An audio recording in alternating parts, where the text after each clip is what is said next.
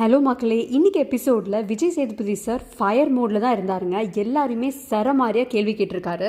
First Parvati and திவாகரை தான் rose பண்ண ஆரம்பித்தார். பார்வதி போன வாரம் அரோரா மேலே ஒரு ஃபால்ஸ் அலிகேஷன் வச்சாங்க, அது ரொம்ப கேவலமாக இருந்துச்சு அப்படின்னு விஜய் சேதுபதி சார் புரிய வச்சார் அவருக்கு. அதுக்கப்புறம் கேப்டன்சி டாஸ்கில் அன்பு கேங் அண்ட் கனி எப்படி இந்த கேமை அன்ஃபேராக ரன் பண்ணாங்க அப்படிங்கிறத கேட்டாங்க.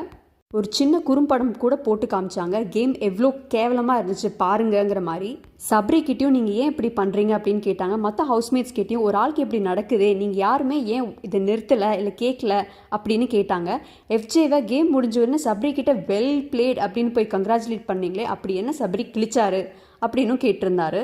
பார்வதி ரொம்ப பிரேக் டவுன் ஆகிட்டாங்க. அவங்களுமே ரொம்ப ரோஸ் பண்ணிட்டாங்க அரோராவை பற்றி பேசும்போது. அதுலேயுமே அவங்க கொஞ்சம் டவுன் ஆகிட்டாங்க. அப்புறம் சப்ரியோட கேப்டன்சியை பற்றி எல்லாருக்கிட்டையும் கேட்டாங்க. எல்லாருமே கழுவி ஊற்றுனாங்க. நடுவில் வாட்டர்மெலன் ஸ்டார் வினோதை பற்றி கம்ப்ளைண்ட் பண்ண ஆரம்பிச்சிட்டாங்க. இதை கேட்ட உடனே விஜய் சேதுபதி சாரே ரொம்ப கடுப்பாயிட்டாங்க. இது செஞ்சு உட்காந்துருங்க சார், உங்ககிட்ட பேசுறதுக்கு எனக்கு தகுதி இருக்கான்னு தெரியல, தகுதியை ஏற்றிட்டு வரேன் அப்படின்னு கொஞ்சம் கலாய்ச்சி விட்டுருவாரு. ஹவுஸ்மேட்ஸ் எல்லாருமே சப்ரியை கம்ப்ளைண்ட் தாங்க பண்ணியிருப்பாங்க. ஒருத்தவங்க கூட ஒரு பாயிண்டில் கங்க்ராச்சுலேட் பண்ணவே இல்லை. சப்ரி கொஞ்சம் டவுனான மாதிரி தான் இருந்தார். சோஷியல் மீடியாலலாம் டபுள் எவிக்ஷன் இருக்கும் அப்படின்னு ஒரு வைரலாக போயிட்டு இருந்துச்சு. நான் இன்றைக்கி ஒரு ஆளை எலிமினேட் பண்ணி அனுப்புவாங்கன்னு நினச்சேன். பட் அந்த மாதிரி எதுவுமே நடக்கலை. பிரஷ் டாஸ்க் பற்றியும் இன்றைக்கி கேட்கல, மேபி நாளைக்கு கேட்பாங்களா இருக்கும்.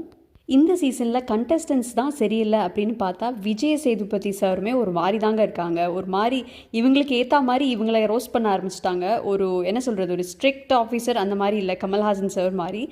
இவரோட சைடில் கலாய்க்கிற மாதிரி போயிட்டாரு. பார்க்குறதுக்கே கொஞ்சம் பாவமாக தான் இருக்குது.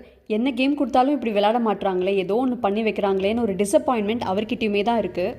பார்க்கலாம் நாளைக்கு என்னெல்லாம் பண்ண போகிறாங்க, யாரெல்லாம் எலிமினேட் ஆக போகிறாங்கன்னு.